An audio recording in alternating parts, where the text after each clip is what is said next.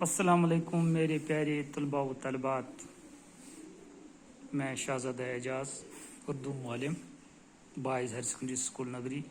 میرے پیارے طلباء، آج جو ہمارا موضوع ہے وہ میر تقی میر کی حالات زندگی اور ان کی شاعرانہ خوبی۔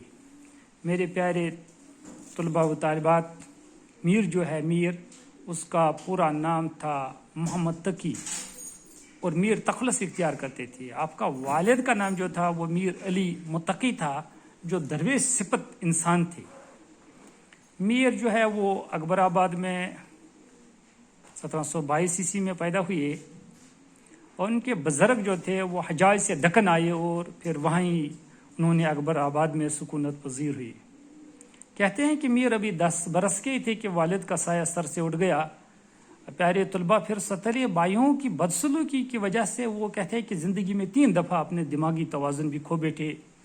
جب ستلیہ بھائیوں نے بہت ستایا تو وہ آگرہ سے اپنے ماموں کے یہاں سراج الدین خان آزاد کے پاس آ گئے، جو اردو کے بڑے شاعر تھے۔ ان کے پاس دہلی چلے آئے اور یہاں پر انہوں نے سعادت علی خان امروہی اور جعفر عظیم آبادی سے تعلیم و تربیت حاصل کی۔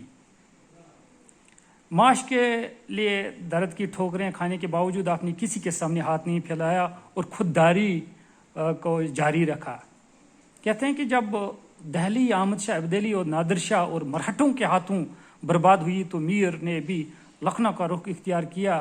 پھر وہاں نواب آصف دوالہ ایک بہت بڑا نواب تھا اور شاعروں کی ہمیشہ شاعران کی حوصلہ افزائی کرتے تھے، تو میر وہیں چلے گئے اور انہوں نے خاصا استقبال کیا میر کا۔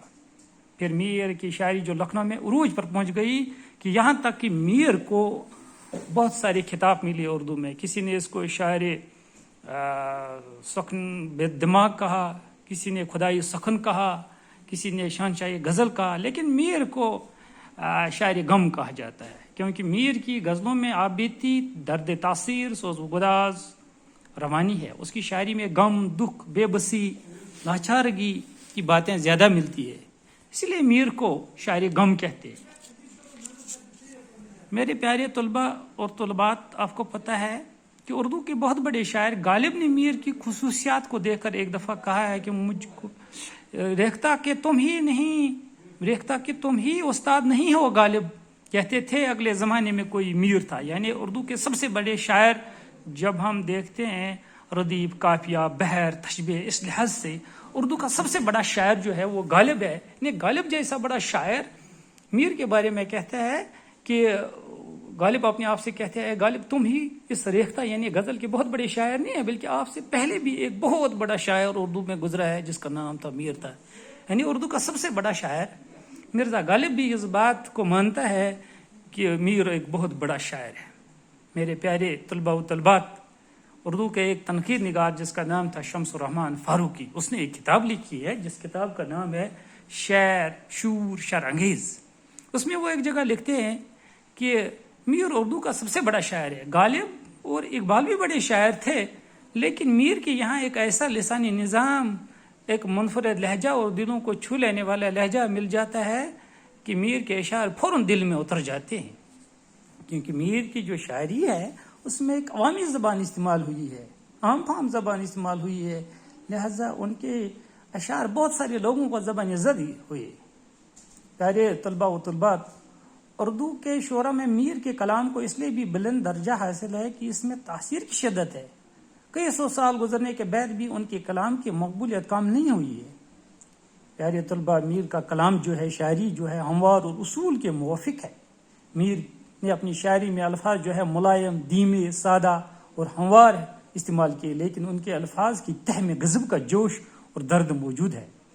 میر کی شاعری میں جو بیان کی تازگی ہے، ادائے مطلب میں شگفتگی ہے اور خیال میں بلندی ہے اور جذبات کے ساتھ ساتھ زبان کی فصاحت میر کے کلام کو ایک منفرد حیثیت بخشتی ہے۔ میر نے اپنے کلام میں اخلاقی اور فلسفیانہ مضامین نہایت ہی پر تاثیر انداز میں نبھائے۔ میرے پیارے طلباء و طلبات، میر کی شاعری میں جو غم، پریشانی اور دکھ ملتے ہیں وہ ہمیں دکھوں اور پریشانیوں سے گھبراتے نہیں، بلکہ زندگی میں اگر دکھ اور پریشانی مصیبت ملے، ان کے ساتھ ایک مردہ وارانہ مقابلہ کر کے زندگی میں آگے بڑھنا سکھاتا ہے. جیسے کہ میر ایک جگہ خود کہتے ہیں کہ مجھ کو شاعر نہ کہو میر کے صاحب، ہم نے تو درد غم جمع کیے تو دیوان ہوا. یعنی اے لوگوں، مجھے کیوں شاعر کہتے ہیں؟ میں کوئی بہت بڑا شاعر نہیں، میں نے زندگی میں دکھ پریشانی اور مصیبت دیکھی ہے، انہی کی ایک کتاب بنائی ہے، میں بہت بڑا شاعر نہیں ہوں. تو ظاہر سی بات ہے، جن حالاتوں سے ایک شاعر، ایک فنکار گزرتا ہے، ان حالاتوں کا اثر اس کے فن پر بھی پڑتا ہے.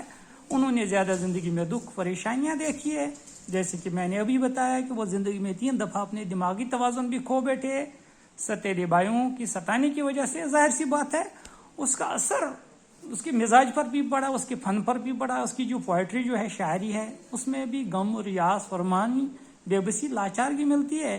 اس لیے میر کو اردو کا شاعر غم کہا جاتا ہے. جیسے جوش کو شاعر انقلاب یا غالب کو عاشقانہ طنزیہ شاعر کا لقب دیا گیا ہے، تو میر کو شاعر غم کہتے. میرے پیارے طلباء و طالبات، آپ کو یہ مان لینا چاہیے کہ میر کو غزلوں کا شہنشاہ کہا جاتا ہے. یعنی انہوں نے جو غزلیں لکھی ہے ان میں وہ تاثیر ہے، وہ جوش ہے، وہ خوبی ہے، وہ شگفتگی ہے کہ ان کو شہنشاہ غزل بھی کہا گیا ہے. جیسے وہ ایک جگہ کہتے ہیں کہ لے سانس بھی آہستہ نازک ہے بہت کام، آفاقی اس کا رگ شہ گری کا، صد موسم گل ہم کو تہ بال ہی گزرے، مقدور نہ دیکھا کبھی بے پال و پری کا، اپنے تو جہاں آنکھ لڑی پھر وہی دیکھو، آئینے کو لب کا ہے پریشان نظری کا، زندہ میں شورش نہ گئی اپنے جنوں کی، اب سنگ مدوا ہے اس آشفتہ سری کا. یہ ان اشاروں سے پتہ چلتا ہے کہ میر کتنا بہت بڑا فنکار ہے، اور خاص کر اردو غزل میں ان کا کوئی ثانی دکھائی نہیں دیتا ہے. اسی لیے میر کو شہنشاہ غزل کہا جاتا ہے. بہرحال میرے طلباء، وقت کی تنگ دامنی کی وجہ سے میں بس یہی کہہ سکتا ہوں کہ میر ایک اردو کا بہت بڑا شاعر ہے. وہ 1810 عیسوی میں جہاں سے چلے گئے.